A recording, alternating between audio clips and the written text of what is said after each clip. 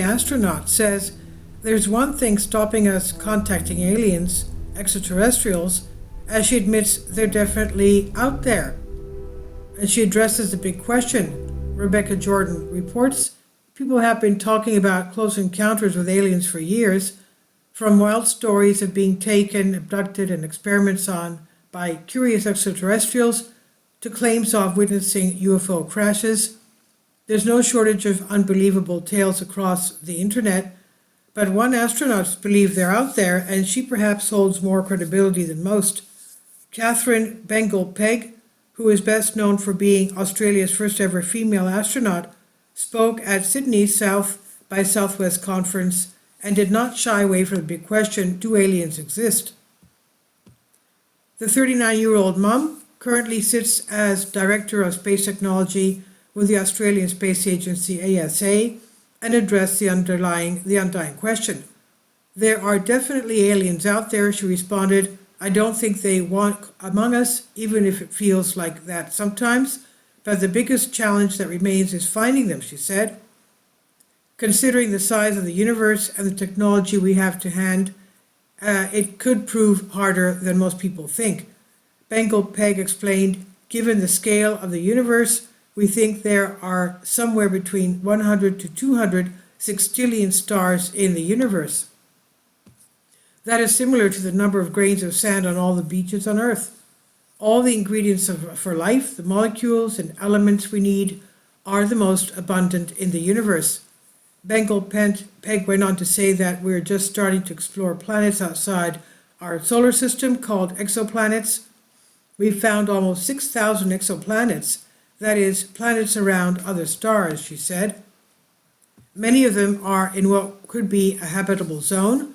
I just think odds are life is out there.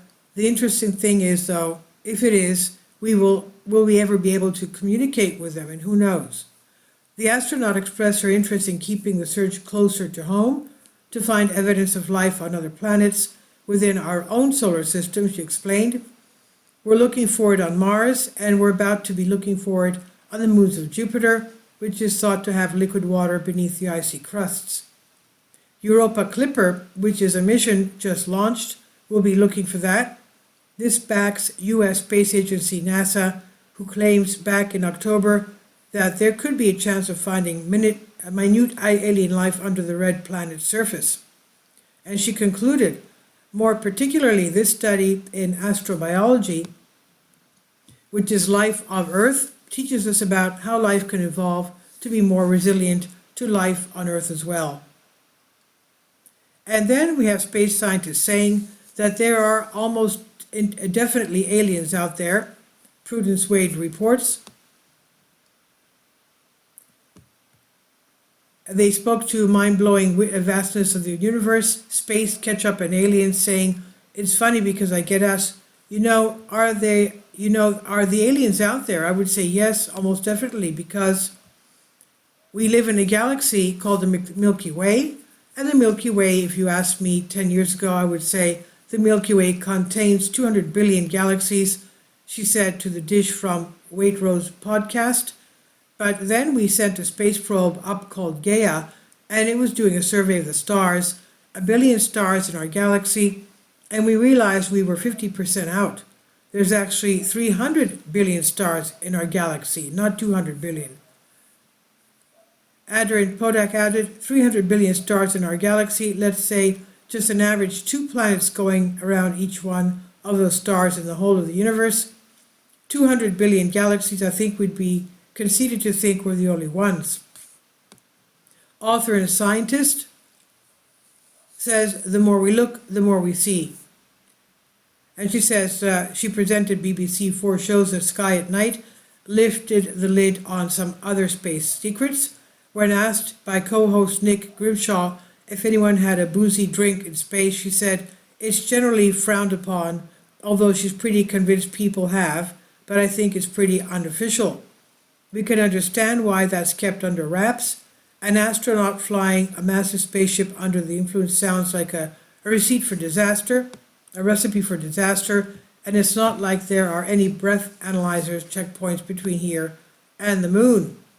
And she also spoke about the possibilities of growing food on other planets, mentioning a 2021 experiment that created space ketchup.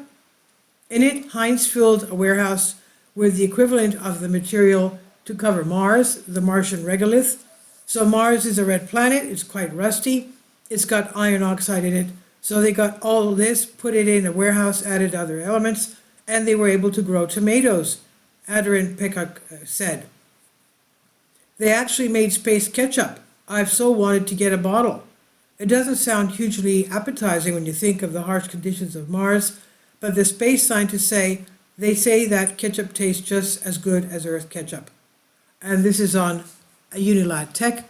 Please leave your comments and thank you for your support. Finally, support my Patreon account. The daily posts are 5 videos daily, and they are totally different from what I have on my YouTube channel.